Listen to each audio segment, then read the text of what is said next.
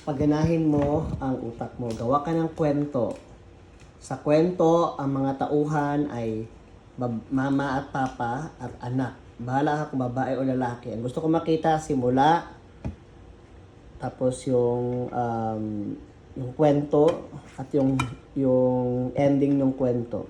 Pero mas gusto kong makita na maayos ang pagkasulat mo kasi yun yung gusto kong matutunan mo.